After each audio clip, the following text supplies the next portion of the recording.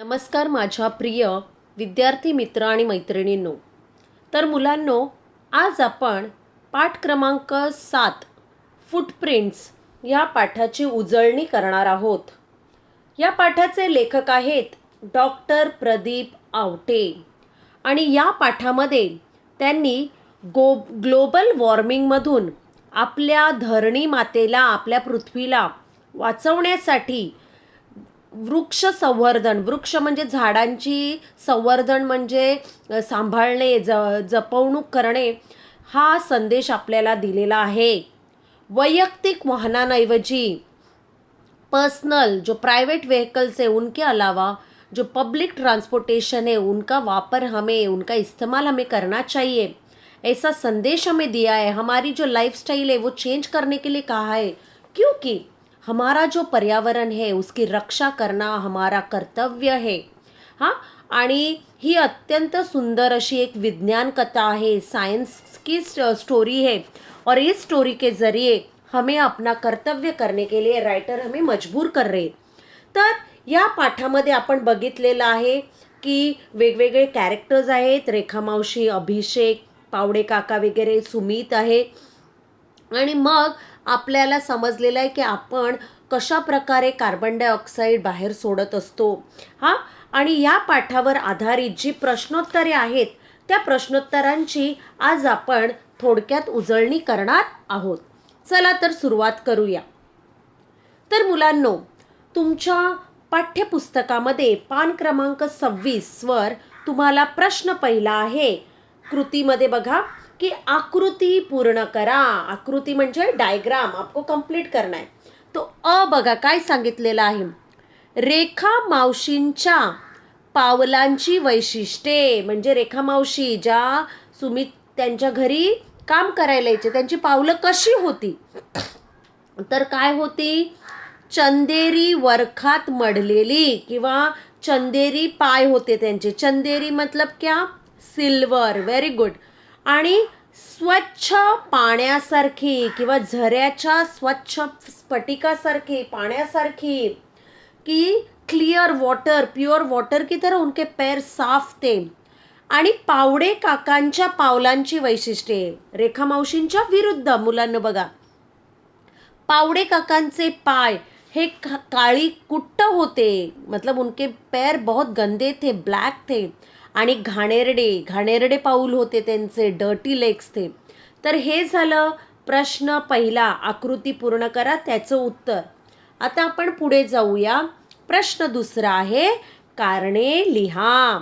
तर पहिलं आहे, स्नेहल त्रासली. त्रासली म्हणजे तिला वैताग आला, चिडली, संतापली, कारण रेखा मावशीच्या पायाचे काळे मळकट ठसे पुसलेल्या फरशीवर उमटले होते. मुलांनो, फरशी म्हणजे लादी, की रेखा मावशी लादी पुसत होती आणि ती जेव्हा जात असताना तिच्याच पायाचे ठसे मतलब उनका वो छाप या इम्प्रेशन उसी लादी पे, फ्लोर पे उठ रहा था, इसलिए स्नेहल त्रासली.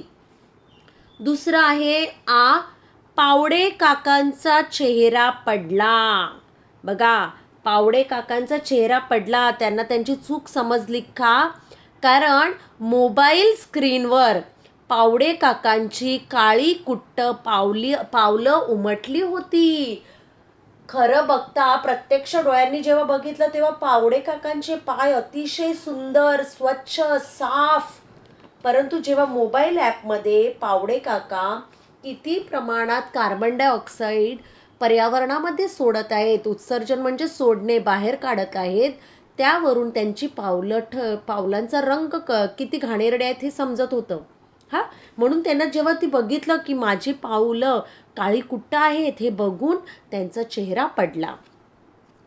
तिसरं आहे, रेखा मावशींची पावलं अधिक सुंदर आहेत, कारण बघा, प्रत्यक्ष बघताना रेखा मावशींचे पाय घाणेरडे दिसतात, काळे कुट्ट आहेत, परंतु त्यांची पावलं अधिक सुंदर आहेत, कारण रेखा मावशीच्या रोजच्या जीवनात कार्बन उत्सर्जनाला वाव नाही.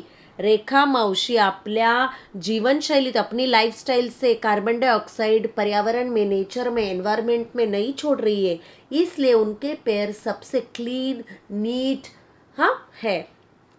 चौथा बघूया आपण. सुमित म्हणतो, काय म्हणतो सुमित, की public transport is a must. सार्वजनिक जी वाहतूक आहे ती मस्ट आहे, कंपल्सरी, त्यानेच आपण फिरायला हवं, कारण पायांना चिकटलेला कार्बन आटोक्यात आणण्यासाठी सार्वजनिक वाहने वापरावीत.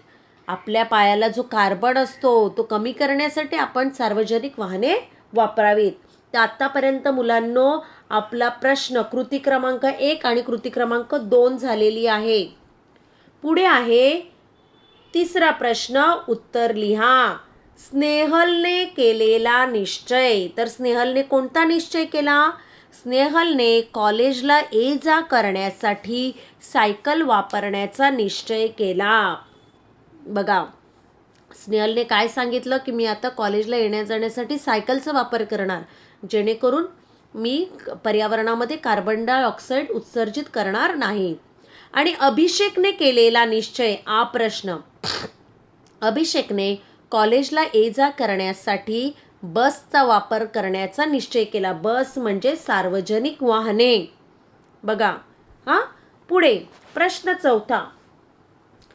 खालील पाठातील पात्रांच्या खालील बाबतीत माहिती भरून कोष्टक पूर्ण करा. कोष्टक म्हणजे चार्ट बॉक्स.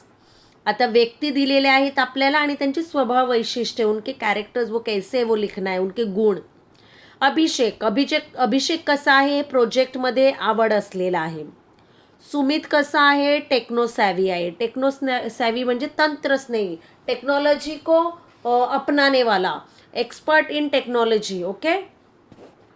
स्नेहल कशी आहे? स्वच्छतेची भोक्ती, मतलब उसे एचओडी जैसे बोलते कि क्लेनलीनेस बहुत पसंद है. पावडे काका कार्यक्रमाची आवड असणारे, त्यांना कार्यक्रमांना जायला आवडतं. रेखा मावशी गरीब स्वभावाची, तिचा स्वभाव कसा आहे? गरीब. तर मुलांनो हे झाला प्रश्न क्रमांक 4 हा झाला. आणि प्रश्न क्रमांक 3.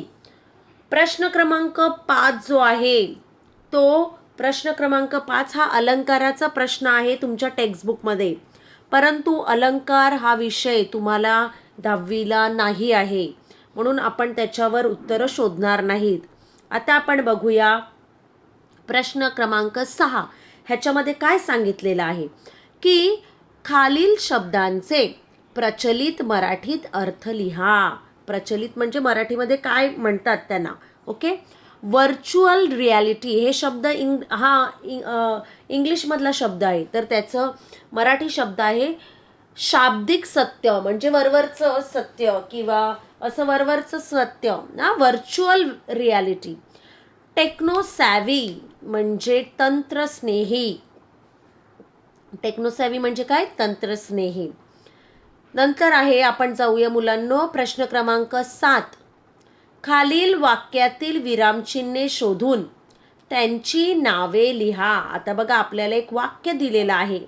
काय आहे वाक्य?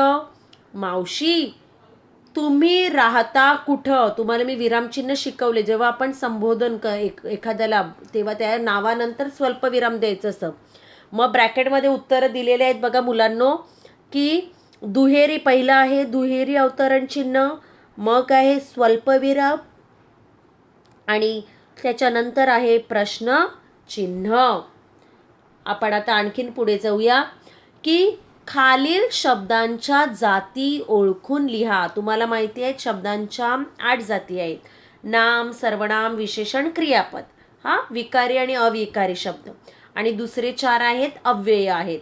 तर आता आपण बघूया. पहिला आहे स्नेहल. स्नेहल हे एका मुलीचं काय आहे? नाव.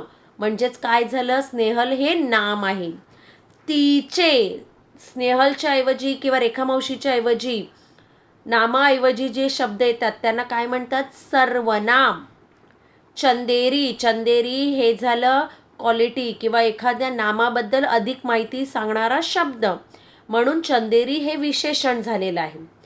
करणे. करणे हे एक ॲक्शन वर्ड आहे, क्रियापद आहे मुलांनो. ओके, तर उत्तर काय झालं प्रश्न 8व्याचं? स्नेहल नाम, तिचे सर्वनाम, चंदेरी विशेषण आणि करणे क्रियापद.